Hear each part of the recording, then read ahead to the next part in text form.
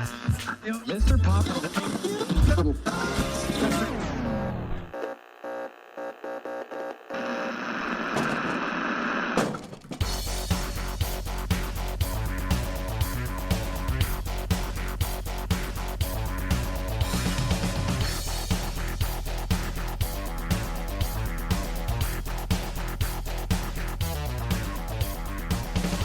Welcome to Envy's Donuts, a podcast about everything, anything, and nothing in between.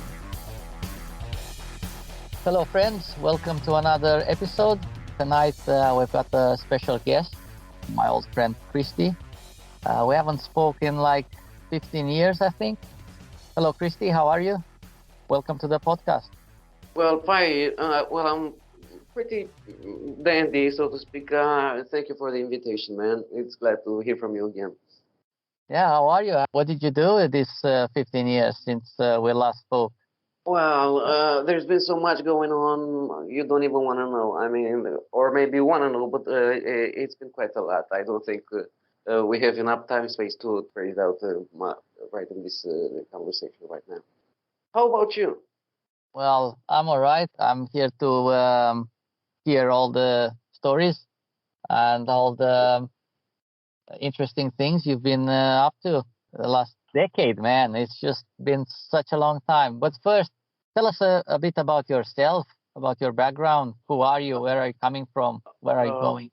Well, first of all, I'm Romanian, very much Romanian. I was born on the shores of the Black Sea coast. I'm a law school graduate, but I've been a journalist for the last 15 years, and now I'm working on my book.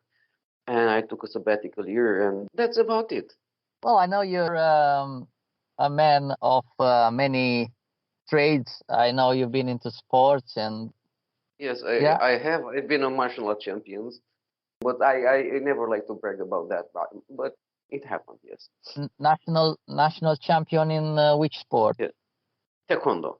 Uh, Taekwondo, they call it usually, but the right spelling is Taekwondo. okay, so you like to beat people up then? No, I don't. No, I don't. No. And listen, well, before I started this thing, I I used to fight in the streets, but ever since I started it, and that was 25 years ago, I never had a fight in the street. And that's strange. I don't know why. It just didn't happen. Once you start doing it, usually you learn how to manage conflicts in a different manner, and it's quite the opposite of what you think, you know? Yeah, so you don't have to fight. You just have to avoid it. But it's good to know how to fight, isn't it? It is, it is, it is, and it's very addictive. But only when you do it in the gym or in competitions and stuff like that, not on the street. All of a sudden, when you learn what fight really means and that you can really die when that happens, you start to judge things differently, you know? So it's not just learning how to fight, is it learning how to It, approach conflict? my best skill in this sport, because you can do a lot of stuff. You can do forms, you can do fighting, you can do refereeing. My thing was refereeing mainly, although I was a champion 7 times. But you learn to manage conflicts, you know? Because sometimes you enter in between like two guys who are like 7 feet tall or something, and you have to separate them, although you are 5'5" or something. And you know how to do it because you learned it. And it's a special skill that it's not available for everyone. You know, the base of performance is selection. So not everybody can be like that to separate people in conflict. And that's my specialty. What I learned from this martial arts was this fact that you have the ability, if you have the knowledge, and you're right for it, to actually avoid conflicts. Yeah, well, I was trying to figure out because I took some lessons in Wushu, I think it used to be called, and I, Hmm. I I remember when we used to train, we used to learn about the culture as well and about the philosophy as well behind the specific martial art we were learning. How about you? Was it the same for you? I took this thing as martial sport not as a martial art. I don't believe in masters, and although I do have a master myself, I don't believe in this idea of legends of people jumping from one tree to another and stuff like that, like in the movies. No, for me, it's a sport. Let me tell Uh, you a thing about martial art. I'm also a trainer. I went 2 years to training school because in our country, it's every sport goes to the same school to be a trainer. It doesn't matter the discipline, it doesn't matter anything. What I can tell you is this. I'm going to tell you something about meditation. It comes part of somehow martial arts. But actually, meditation, from what my Korean master taught me, is just about sitting down in the lotus position, listening to your breath, and not thinking about anything. It's about clearing your mind in order to make the right decisions after that. is this related to the sport in any way, or is just separate thing? Uh, it's what my Korean master, who was a world champion, taught me. So just sit down and listen to your breath with your eyes closed. And don't think about anything. Clear your mind. So meditation is somehow a fake term for meditation because you don't meditate about anything. Yeah, yeah, got it. But is it helpful? Is it? Have you tried it? It is. I did. And it is. I told you. Please your mind because maybe somewhat later, maybe 1 hour after that, you do have to make some important decisions, which are maybe about your safety. So yes, Yeah. yes, and it works. So are you still into sports at this minute? I am. I don't teach. I used to also teach because I told you that I'm a trainer also. But I'm a referee from now and then. But that's about it. I quit. Honestly, I quit training because I'm getting old and I don't feel like in shape anymore, and I don't want to be embarrass myself. I don't have the skills that I used to have. So sometimes I do some push-ups in the house, and that's about it.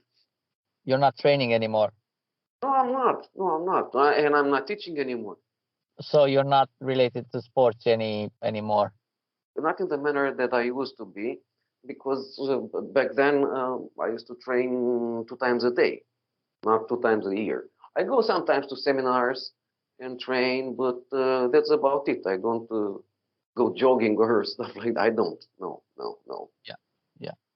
So what are you doing at this minute? I mean, before you took the year off, are you a journalist? You said. Yes, yes. Well, I've been writing about technology for many years. Although I'm not a tech man myself, but as I told you formerly, I'm let's say pretty good with English, and I started out as a translator at PC Magazine, the Romanian edition. Since then, I've been sent all the time to almost every international event, in kind of like an international correspondent for some magazines. PC Magazine, Print Magazine, Back Romania, Print Romania, but actually they belong to the same companies. So actually, I had only two workplaces of my life because jump from I one to another. Yeah. I don't do that. I'm serious. When I have a job, I don't just search for another. It's just what happens. Both of these companies, because it's about two. Well, there was another magazine which didn't belong to a company. It belonged to a club, a martial arts club. I've been the editor in chief of Instinct Martial Arts and Sports, which was a magazine about martial arts, of course. That was something on the side, It didn't affect my real work because I used to do some interviews and write them down, and I never received any money for it. I just did it, for free. It was kind of volunteering. Yeah, like a hobby. It was because of my passion for writing and for martial arts and for technology, although I'm still not quite proficient in technology sometimes, and I hate myself for that. Although I used to be, even if from the fifth grade in an IT class. Apparently, I'm not a tech guy. That's it. I know how to write about it. So you said you took 1 year off. What are you doing? You said you are writing a book. A book about what?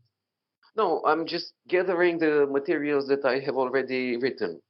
And it's just about that. And I'm my own censor, you know. It's very Okay. hard for me to decide what to put in it.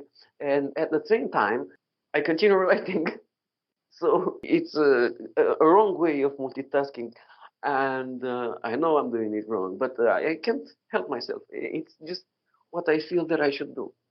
I know you're a blogger as well. You used to be. Are you still a blogger? Yes, I am. So is this material from your blog or just random stuff? Up until now, it was, but I am considering gathering some stuff that I've written only on Facebook because I like what I write. I know that sounds a bit That's not weird, but bad. if I hadn't, I wouldn't have published it. Yeah, definitely. I mean, if I like it, I don't even care what others think about it. I get a lot of great feedback, and it brings so much joy to me. I started writing, searching for empathy, and I got it. I got the empathy. I don't know if I have the talent, but you know what I mean? It was a form of reaching out to people. And aside from what I did for work formally, I wrote a lot for free just to reach out to people. Just look Yeah, at my stories. Just see how another being feels. And some of them, of the readers, I mean, uh, relate to that. And it's such a warming feeling. You don't feel alone anymore somehow because I'm one of those persons who, although they live in the middle of a huge population, sometimes they feel lonely. And given the feedback, that makes me feel better. right. So you said you studied law. How did you end up being a journalist? You know what's crazy? That's a good question. Actually, my teachers, even from school, told me that I was going to be either a journalist or an actor. And That's great. I ended up finishing law school because that was the will of my parents. My parents were arguing amongst each other whether I was supposed to be a prosecutor or a judge. But I got them about that. I told you, my teachers told me that. And I went to law school just because my parents wanted that. And in the end, just as my teachers told me, I ended up a journalist. I met a woman, had a So friend, did and so he asked me, do you speak English? I said, yes. And would you like to work in the press? And that's how I ended up at PC Magazine. okay. So did you actually finish the law school? I did. I'm So a are you a graduate. qualified? So you're a graduate. I'm a qualified nothing because actually, once you finish law school, Doesn't mean anything. You need to go to the bar or whatever it's called. yes, I've been working as I don't even know the term. Is it paralegal? I don't know, honestly. It was like a legal representative of my company. I could represent it in court if I wanted. And I kept telling them, no, I'm an editor, right? There in my contract that I'm an editor. No, but you finished law school. No, but I've been already an editor. Write that down. So you never So practiced law. only as a counselor, let's call it.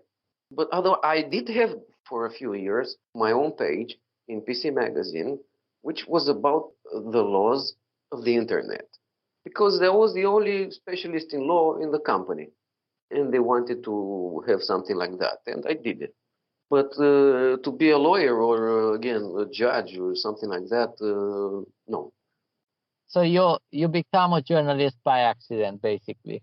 It was a succession of events that one of those things that made me believe in destiny. Somebody told me like at least 15 years before that I was going to be a journalist, and then I became a journalist. I couldn't believe it myself. Well, do you think it was a self-fulfilling prophecy? I don't know because I didn't tell it to myself.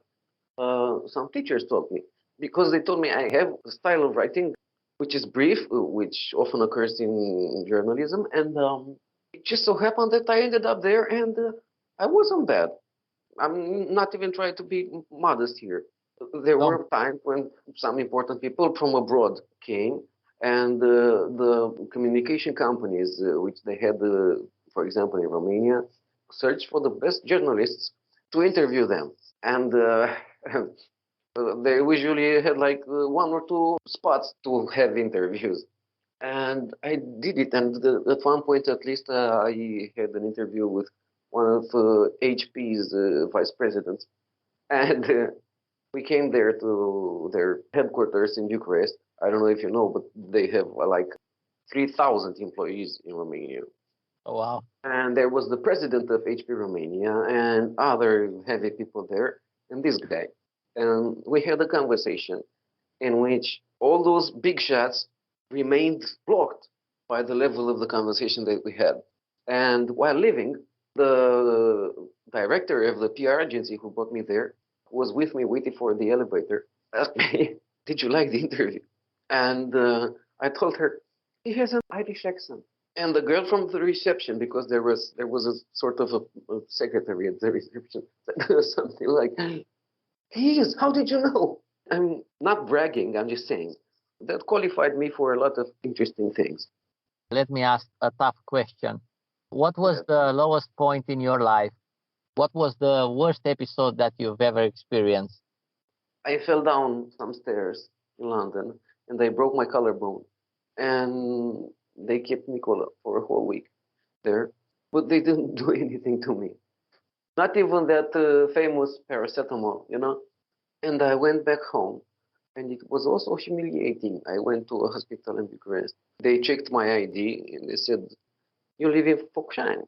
Well, then go to Focșani and perform surgery on yourself. Finally, I did it. Still in Bucharest. I made some phone calls and you know how it is. And then I started the recovery program. But when they released my hand from that string, or how you call it, I couldn't tie my shoelaces. And I was alone. I just split from my girlfriend. I just split from my best friend. I did everything to be alone. And I wound up alone and unable to take care of myself. My best friend was some sort of a pincer to which I could open up some cans because I couldn't cook, obviously. I went one time to buy something from downstairs and my shoelaces were untied and I couldn't tie them up. But still, every day I went to recovery. I don't know the term in English. It's something like kinetotherapy or something. And I did it, and all of a sudden, it was very hard. I couldn't, I had long hair, and I couldn't tie it, and I couldn't wash it, and so on. But I did my training there, and there was something in all that sadness, in all that despair, because I didn't know whether I would recover or not. Aside from me, while I was doing my training, there were other people, elderly people, whom I knew that would never recover. There were also children with Down syndrome, which I knew even if they solved their physical problems, they would never solve their mental ones. There was at one point this medic, nice girl, working on this baby, the mother crying next to the baby, playing some baby calming music on the phone. The nurse or doctor or whatever she was making calming noises like and stuff like that. I don't know, man. I just wanted to do all my exercises the fast as I could just to get out of there. And at the same time, I felt so lucky because I knew I had a chance. That's my story. Yeah. So are you full recovered now? Yes, I am.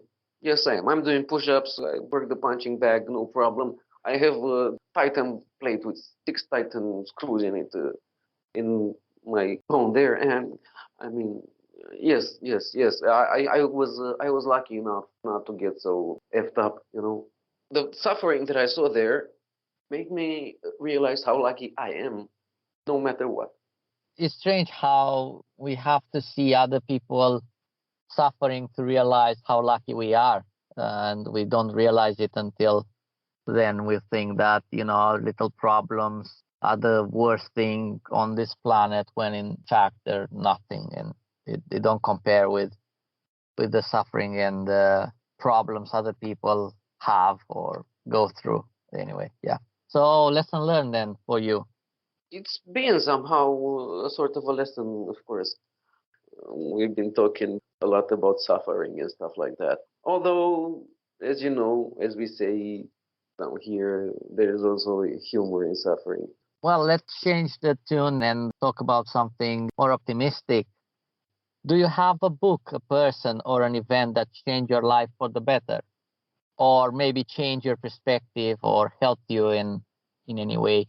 I pretty much like all books. I like to read a lot. But the book of my life is Candide or the Optimism, written by Voltaire. It's about a guy who has every piece of bad luck in his life, but in the end, he's still somehow happy. Not that I identify with the main character, because I have a lot of fortunate moments and I had my share of good parts in my life. But it just shows how many bad luck events can you have. It's amazing, and it's amazing for me to see somebody from like the 1500s or something to be able to say all those things and for them to make sense. And it resembles sometimes my life because my life is quite rocambolesque, let's call it. You have good luck, you have bad luck, you have terribly bad luck, you have incredible good luck, and then you start it all over again. I liked it because I know I like to look at people around me and to watch what they do. And I don't know, I couldn't say feel what they feel, but most of the people have such empty lives, and I don't know if you noticed, nothing happens in their lives. Nothing.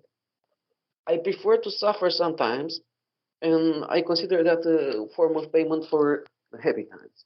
I'd rather do that than to dig a field all my life. And be blunt and feel nothing. Yes. And yeah, some people like that. Some people like the routine of nothing happening to their lives, and they live through movies and other things and other people's lives, gossip and things like that. And on one hand, I think it's better for them because they can't be hurt, they can't suffer. Yeah. Some people were built for that somehow. I know it suits them. Yeah, yeah, Somebody else said, God forbid that you live an interesting life or an interesting time. You know? yeah. So when did you read that book? I think it's You know, important. it was given to me, and it was mandatory because I was studying universal literature, and I had to present the book and Oh to my read it, God. of course, in front of the So classroom and the teacher. I loved it. I loved it. And last year, I told my best girlfriend that I loved that book, and she found it in an old soup, and she gave me as a present that book because I didn't have it in my personal library. But also in that domain, I also had to study and present James Joyce, Ulysses. I don't know if you know the novel, which is absolutely crazy. It has like the last, I don't know how many pages, not a single comma, not a single point, nothing, just a stream of consciousness. And you know what I did? I When I looked at it, I spent a couple of pages. I couldn't do this, and I read the review, and I told the class a review about the book. well, when was that? That's I'm trying to find out. When did you first read that book? In high Was it school, in high school? Okay. I was like in the 10th grade, something like that. How old were you? 16. Because I know reading books at different periods of your life, you understand them in a different way. That's why I was trying to find out why did you find it so appealing and so interesting? Yes, listen, since I received it as a present, now when I'm 40, I tried to read it again and I couldn't. It just felt like it was supposed to be read at another age. So how did you feel the book influenced your life when you first read it? Uh, you know what? I didn't feel it at the moment I read it. Back then, I found it just ironic. But then again, reaching an older age, I kept remembering it, and I realized how similar it is to how life can be. You told me about the book. What about the person? Do you have a special person in your life that maybe changed your life for the better, or maybe helped you in a way you didn't expect? Given the fact that I like to learn, I think I learned something from everybody in my life, whether it was good or bad. Because if you don't learn anything, no matter how much money you make, you'll die a poor man. My grandmother from my mother's side witnessed a scene which was insane. I was crying too much because I was tied too much in my diapers. And my father, at my own baptized party, said, "God damn it, if you scream anymore, I'm going to throw you out the window." And my grandmother rose up and she said, "You're not going to throw my grandson out the window." I was her first grandson. And she took me that night and she traveled like 500 miles with me and she bought me a cow for milk and she rose me up to till the age of 3. At the age of 3, two strangers showed up at my grandma's house. I wasn't speaking with this accent. I was speaking with a perfect accent from Moldova. And they came from Constanța, Romania, where I was born actually. And I didn't quite understand how they spoke. And I found out those were my parents. And they came to take me back. And from this point of view, I think one of the most influential persons in my life was my grandmother. You know, I Yeah. used to spend my holidays at her house, at her houses, because she has 4 houses, and it was like Wonderland. She It's couldn't teach me a lot, but that's where I first read the Bible. Although I'm not a believer, but you know, just for my education, I read it. She dreamt of me becoming a priest because she's such a believer, and also, isn't it ironic? I ended up while I was playing theater in high school playing a high priest. You know, the irony of things. And is she yes, still alive? yes, she is. Yes, she is. So she's the last one of my grandparents who's alive. Do you still keep in touch? Oh, we do. We spoke today. Yes, yes, and she's pretty decent shape. She's very well taken care of, and she lives in a place which is better looking than the place I live in. She has her own psychologist, her own doctor, her own, you name it, and it's a retirement home. But it's not like those old communistic places. There's only two persons in one room. Each one has its own bathroom, its own kitchen, its own balcony, its own everything. I don't have a balcony, for example. Medicine, you name it. And she's still not happy somehow. Although she's so lucky, I don't know if she realized it.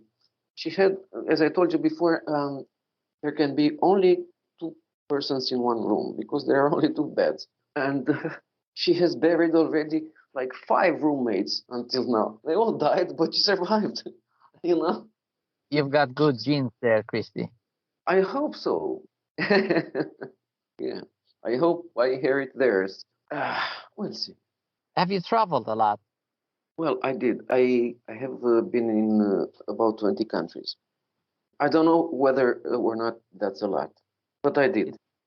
At one point, I went to, for example, San Francisco, to which I had to travel for like a whole day Did you learn anything from your travels?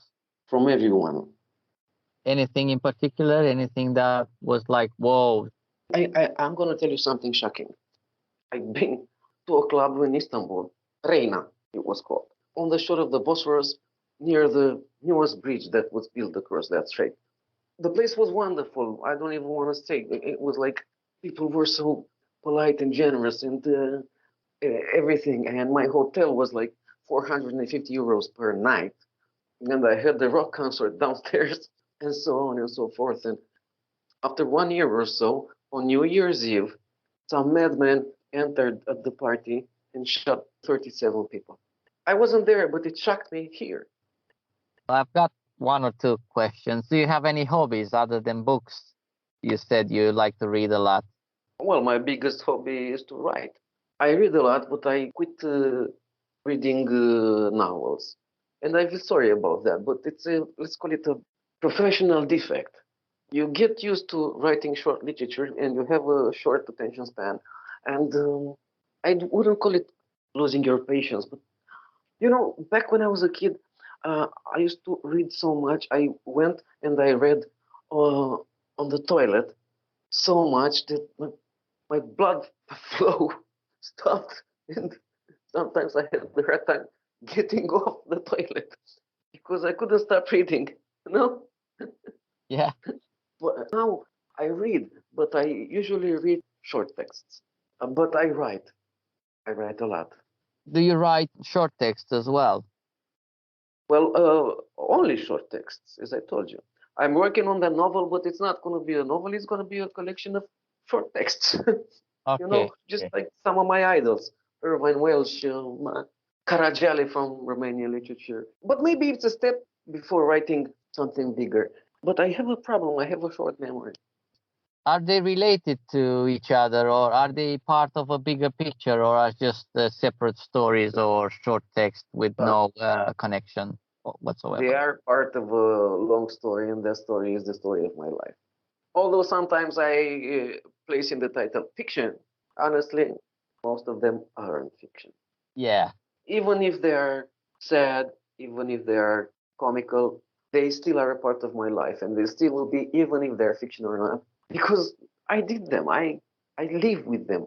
Right. So with this writing, what's the plan? Do you have a plan for the future with this book? I have a plan for the past. I'm joking. When I finish it, actually, I plan to give it for free.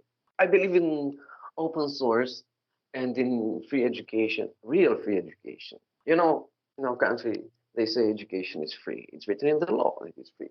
But actually, you can go naked to school. You have to buy books, you have to buy Well, pens, you need electricity if you study online. Pretty much nothing is free. of course. I share my knowledge or my creation, or I think I bring my contribution to society in a way in which maybe some people will appreciate. And that's enough for me. I How don't about want to get you? rich by writing. I lived off of writing, and honestly, although I was editor in chief, it didn't bring me any financial satisfaction. I didn't earn as much as people might think that one would make. How are you planning of distributing the book? Are you gonna do it online, or are you gonna actually publish it in a hardcover or something like that? There are many distribution models now. If I think that it would have any success selling, I would print it because I know people in publishing houses, but I don't need their help. And also on online platforms. And then I would don't need the money. I told you, I don't need the money from that book. I don't Okay. need the Nobel Prize. I don't need anything. I don't think I'm worth a Nobel Prize anyway. So from this point of view, I just want to give it away, just like I do now, because I write a lot. Even on Facebook, I write very much, and I write for free. Yeah, but as you said, many people today have short span attention. They lack the will or the ability to concentrate more than 2 minutes. I have a friend like that. If I have something important to communicate to him, I need to do it under 2 minutes. After 2 minutes, I lose him. So it's the I same know with what you you. mean. You are perfect for, Facebook, where you publish like a text of 100 words, 200, 300, or something like that, 500 words, and that's it. People read it, they're happy with it, they forget it. Do you It think is. anyone will buy a book and actually read it, even though it's short text? But if it's like 1,000 text, I think from this point of view, look, I think my take on this might be successful, although I'm not hunting for success because I see that people are reading in the metro or in the bus. And it's obvious that between three stations that they have to travel between, they don't have the time to follow up all the stories. So they need short stories. It's a new sensory disease somehow. you know what they say, written word is dead. Is it? It isn't. It isn't. I've been hearing this since a long time ago. Trust me, it isn't.